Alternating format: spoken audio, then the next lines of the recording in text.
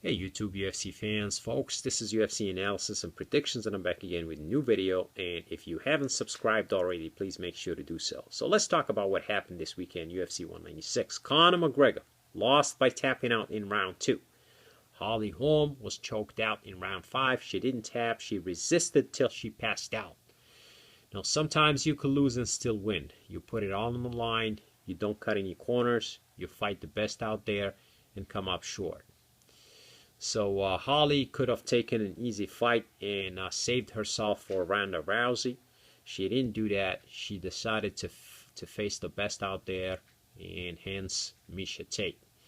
Now, Conor McGregor moved up in weight from 140 to 145 to 170 in 10 days leading up to the fight against RDA. RDA had to pull out. He broke his foot, and Conor was obliged to move up to all the way to 170 to make the fight happen and save UFC 196 from being called off.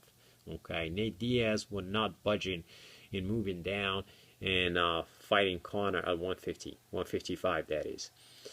So now I didn't agree with what Conor was doing, eating 2 breakfasts, 2 lunches, 2 dinners, steak and all that, just so he can gain weight and make the 170-pound limit.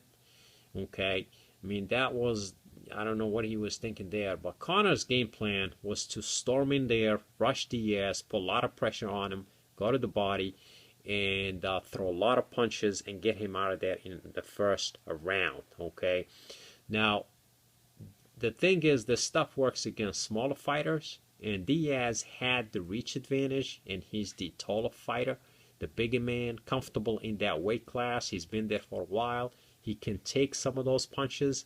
So a lot of those punches didn't bother him that much, despite the blood and all that stuff. But the problem is Conor was completely spent in round 1. So by the time round 2 came, he was totally out of gas. So he put all his eggs in one basket in round 1, and it didn't work out. That's as simple as that. There was no plan B for Conor McGregor. Conor predicted that he'll KO Diaz in the first round, and he wanted to fulfill that prediction by all means necessary. Okay, he had no plan B, and you know what? It didn't work out. And Conor is still respected by the fans, by his countrymen, the Irish people. You know, when he lost right after the fight, he gave props to Nate Diaz. He showed up to all the interviews and conference calls and took his defeat like a man. I have no problem with that. Okay, now the question I have is, how will he rebound from his loss? Okay, I think Conor will learn from this, make adjustments, and he'll be back stronger. He needed this loss. Okay, he was moving too fast in the spotlight, and you know, he does need to continue his aggressive approach, but I would say within reasons. What I mean is, don't give up your A-side advantage like he did against Diaz.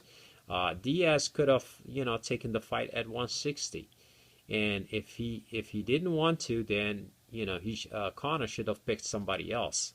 Okay, but the bottom line is, Conor learned his lesson here, and the lesson is weight classes matter. Okay, you can't jump from 140 to 190 and challenge Jon Jones. You know, you can't do that. All right, you move up in weight, but you do it gradually, one weight class at a time. Okay, so in the case of Holly Holm, she was winning most of the rounds, with the exception of round 2. And you know, she was a little bit conservative in her approach. Okay, she thought she could just outbox her. But Miesha Tate is a very scrappy fighter, so she got in the inside and was able to take her down, and that's her strength, is the ground game. Okay, but Holly Holm, big heart and big will, she fought all the way till she passed out. So I have a lot of respect for her, and I think what they need to do is Holly Holm or Miesha Tate versus Holly Holm, the rematch. That's what they need to do. I mean, they can, you know, I wouldn't go the Ronda Rousey route. I think that Holly Holm deserves a rematch, and she should get one. And I think in a rematch, Holly Holm will definitely redeem herself. She made a mistake, and I think she needs to work on the ground game though. Okay, and the defense against getting her on the ground, she needs to do a much better job at that.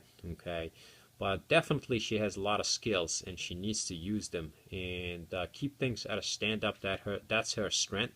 But it is what it is. She fought and she came up short, and no shame in that. And I think the rematch will happen. And I don't believe that Ronda Rousey is ready as of yet. She needs at least 9 more months before she gets all her act together. Until then, we're gonna see Miesha Tate, Holly Holm, the rematch, and it's gonna be a big one.